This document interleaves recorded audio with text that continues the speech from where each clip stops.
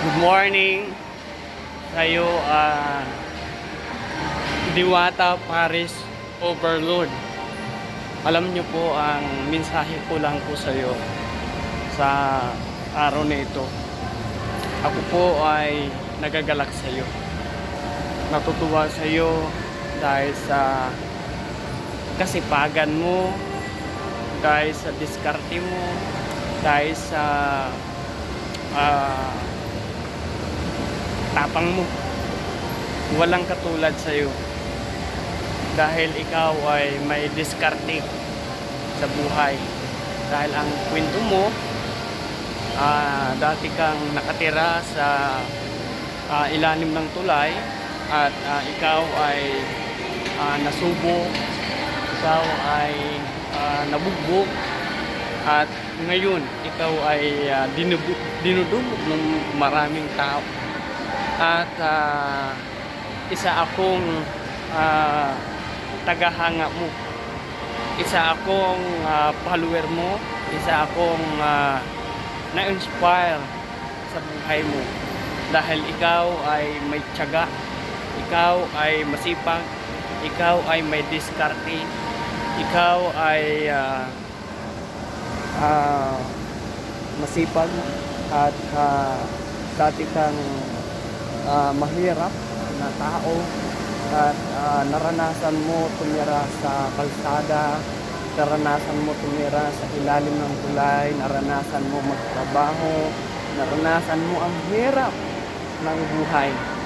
Pero ngayon, purihin ang Diyos, dakilain ang Diyos sa buhay mo, sa buhay ko, sa buhay natin lahat, na ikaw ay binigyan ng pag-asa ng ating Panginoon na umunlad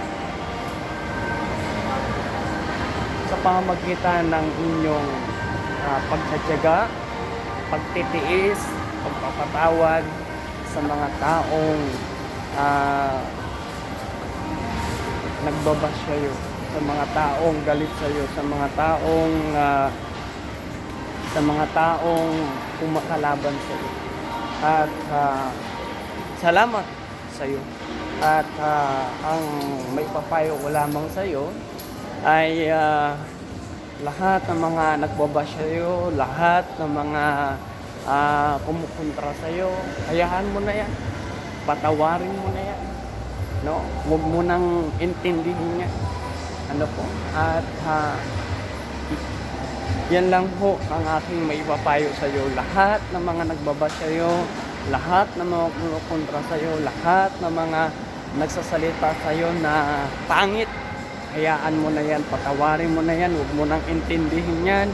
At tuloy ka lang sa pangarap mo, at marami ka nang narating, marami ka nang napundar, marami ka nang natutulungan ng mga tao na walang trabaho, no? At huwag ka lang maging mayabang, no? At be humble, no? At kung ano yung pagkakilala sa iyo ng mga tao, nawa hindi magbago yan, ano po. At ikaw ay matyaga, ikaw ay matulungin, ikaw ay mapagpatawad, ikaw ay mapagmahal, at ikaw ay may kasipagan na tao. Tuloy ka lang, ituloy mo lang yan, no? Darating ang araw, makakamit mo rin ang mga pangarap mo. God bless you, pagpalain ka ng Diyos.